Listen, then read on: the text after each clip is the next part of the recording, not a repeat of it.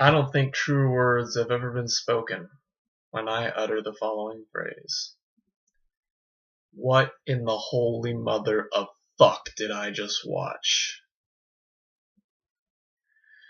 Criterion, you've done it again. That's all I can say. Nate Jackson, Criterion Collection Reviewer Guy, number 132. Peter Medak's The Ruling Class. Starring Peter O'Toole as Jack, Jesus, and Jack the Ripper, all in one person. Anyway, so yeah, 1972, 154 minutes. English. Oh my god, an English film, but dude, all the English films have to be so long. Spartacus. I know there were others. Anyway, The Rock. Oh god, why can't I have a short English film? There probably was one. I can't remember all of them. God, why can't they be like The Most Dangerous Game and only be like 50 minutes or 60 minutes or however long that one was? Alright, let's talk a little bit about The Ruling Class, because I don't know how to describe this movie. You can't even call it a movie. It's like musical theater. It's drama, it's comedy, it's horror, it's, oh god, what a wacky movie. So basically, what's this guy's name? This is when you gotta refer to the 13th Earl of Gurney kills himself while wearing a tutu, hangs himself because he goes crazy or something. And so the heir is Jack, the 14th Earl, played by Peter O'Toole. He is a paranoid schizophrenic who believes he is God.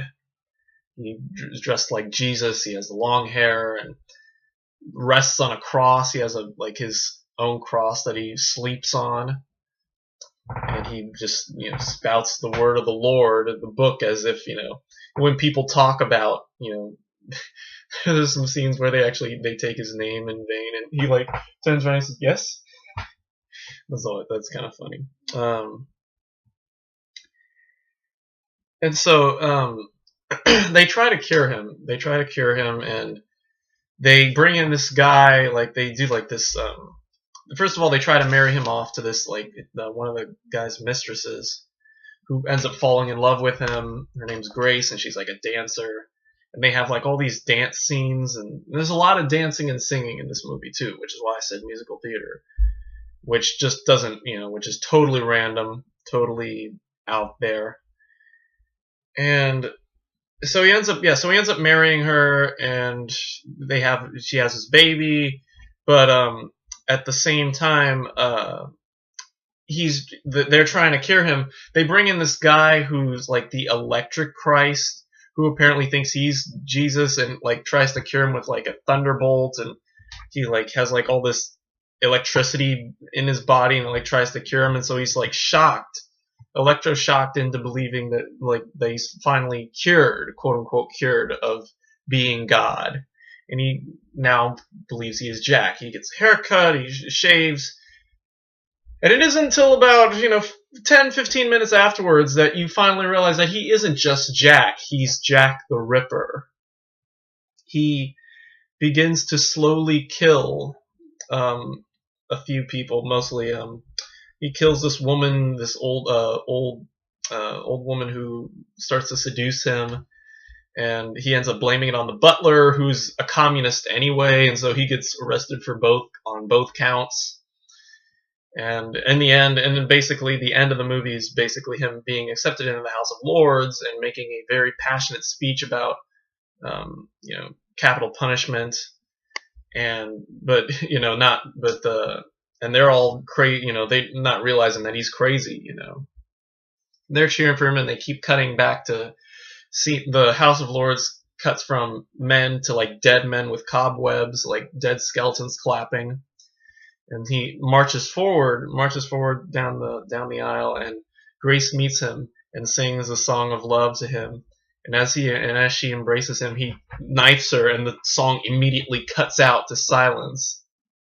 And the last thing you hear is Jack's baby saying, "I'm Jack, I'm Jack, and you hear the I forget what the song is. The da da da da da da da da da. It's like, oh my god, and it's just like, oh my god, what did I just watch? What the fuck did I just watch? Oh my god.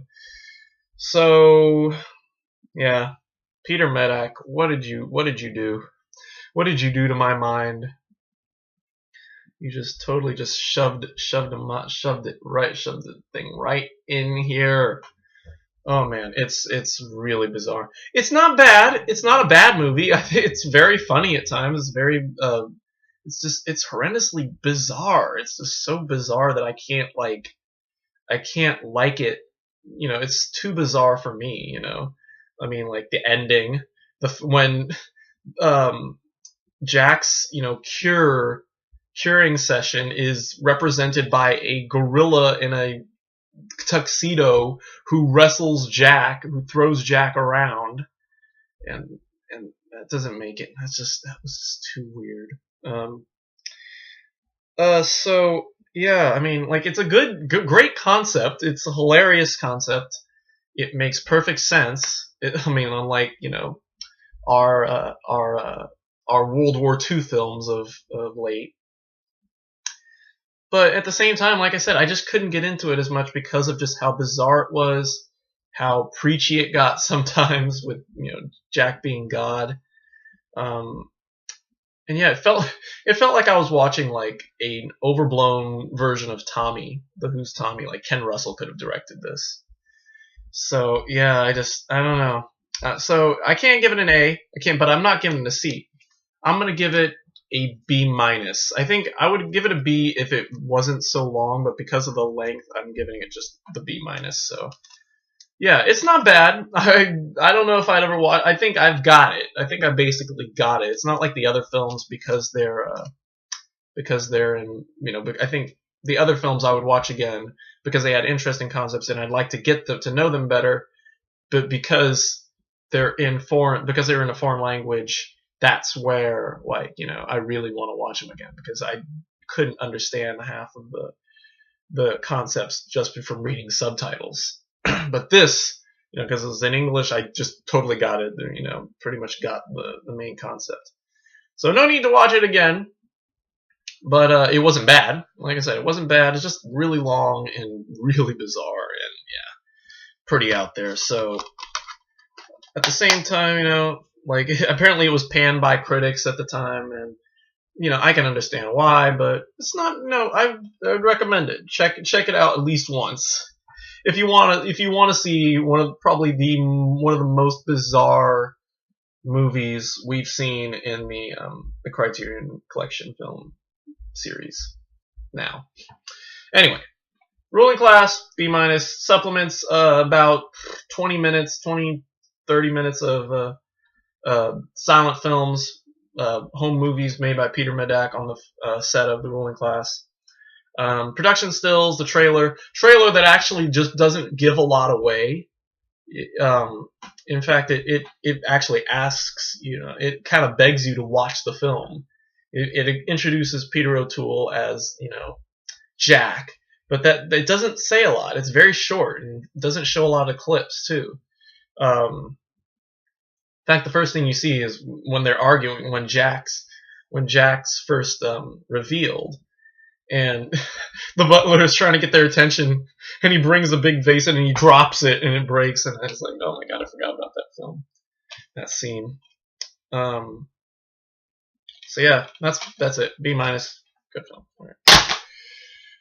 So next is The Vanishing, and as I predicted, I forgot to get the original 2001 pressing. So this is it for now. Tomorrow, like I said, tomorrow we won't have a review till hopefully, I don't know, probably till next week.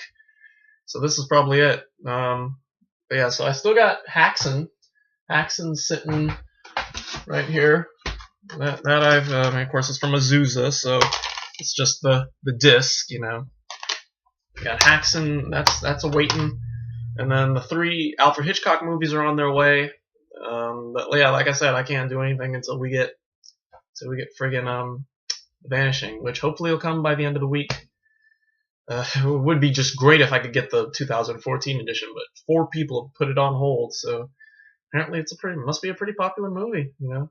I mean, I just working at my library, I've seen Tootsie come in, you know, a bunch of times, and it just sits on the shelf, you know, and it didn't have a bunch of holds on it, so maybe it's, but like, you know, it's the new Criterion edition and all that, so you know, I'm wondering if you know, there's got to be something to this Vanishing movie. Yeah, so that's it. Thanks for watching. Don't believe you're God because you're not. Don't kill people because you're Jack the Ripper, and don't let a gorilla in a tuxedo throw you around. And yeah, that's about it. We'll leave those at that. And so thanks for watching. We'll see you hopefully probably next week for The Vanishing. Until then, goodbye.